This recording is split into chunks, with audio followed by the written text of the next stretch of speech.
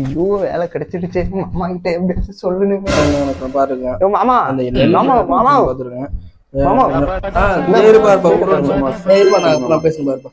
இருப்பா ஸ்வீட்லாம் இருக்கட்டுமா. முதல்ல என்ன சரி, என்ன நல்ல விஷயமா, என்ன சொல்லுங்க. ஆமா மாமா, இந்த கல்டி மாட்டுற கம்பெனில எனக்கு வேலை கிடைச்சிருக்குமா? அடே நம்ம ரங்கசாமி கல்டி மாட்டுற கம்பெனி இருக்கானே, அந்த கம்பெனியா? அந்த கம்பெனி தான் மாமா.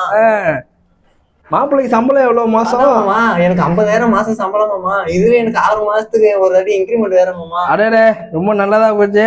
சரி நாளைக்கு காலைல 9 மணி வாக்குல நம்ம குலதெய்வங்களுக்கு போயிட்டு வந்துடும். சரி சரி மாமா, போயிட்டு வந்துடும் மாமா. 2 hours later. மாப்பிள்ள பூஜைக்கு எல்லாம் சொல்லிட்டான், எல்லாம் சரிதானே? அட போ மாமா, எவன் என்ன சொன்னான்னு தெரியல, எனக்கு அந்த கம்பெனிலே வேலை போயிடுச்சு.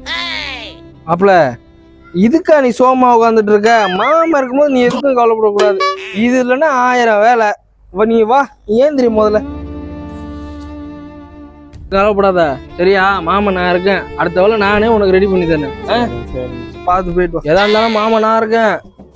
சரி மாமா. என்ன பெரியவரா, மாப்பிள்ளைக்கு ரொம்ப சப்போர்ட் போலையே?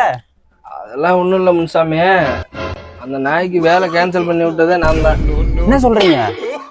அப்புறம் என்னய்யா, நேத்தி காலை பிடிச்சிட்டு மாமா தெரிஞ்ச பையா இன்னைக்கு மாசம் 50,000 60,000 சம்பளம் வரும். அடி வயிறுலாம் எரியுது எனக்கு.